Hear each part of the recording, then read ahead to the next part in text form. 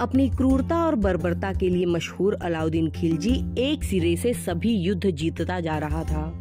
उसने रणथंभौर पर अपना वर्चस्व स्थापित करने के बाद चित्तौड़ के किले को अपना निशाना बनाया।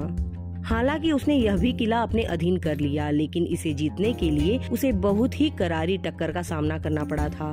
लगातार 8 महीने की कोशिश के बाद वह महल के अंदर प्रवेश कर पाया। तो आइए जानते हैं इतिहास के पन्नों को पलटते हुए चित्तौड़गढ़ के युद्ध की कहानी।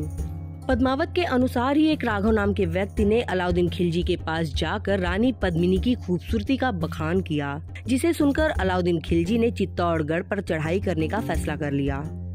28 जनवरी 1303 को अलाउद्दीन खिलजी अपनी बड़ी सी सेना के साथ चित्तौड़गढ़ की तरफ चढ़ाई के मकसद से चलना शुरू कर दिया।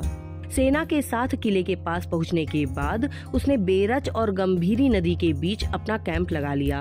खिलजी की सेना ने रत्न सिंह के किले को चारों तरफ से घेर लिया था।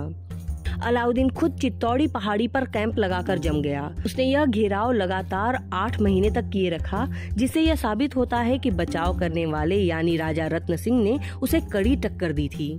राजा रत्न सिंह की सेना 2 महीने की बारिश के मौसम के दौरान लगभग आधी पहाड़ी तक पहुंचने में कामयाब हो गई, लेकिन दुर्भाग्यवश वह उससे आगे नहीं बढ़ पाई। इस दौरान अलाउद्दीन ने अपने सैनिकों को पहाड़ी और किले पर पत्थर फेंकने का आदेश दे दिया। साथ ही उसने हथियार बंद सैनिकों को किले के चारों ओर से हमला करने का आदेश दे दिया।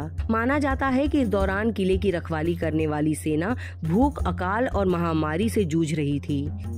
किले में मौजूद सेना की हालत बहुत खराब हो चुकी थी। 26 अगस्त 1303 को अलाउद्दीन किले में प्रवेश करने में सफल हो गया। वहां उसने फतेह हासिल करने के बाद चित्तौड़ की जनता के नरसंहार का आदेश दे दिया। अमीर खुसरो के अनुसार खिलजी के दिए हुए आदेश पर करीब 30,000 हिंदुओं को सूखी घास की तरह काट दिया गया।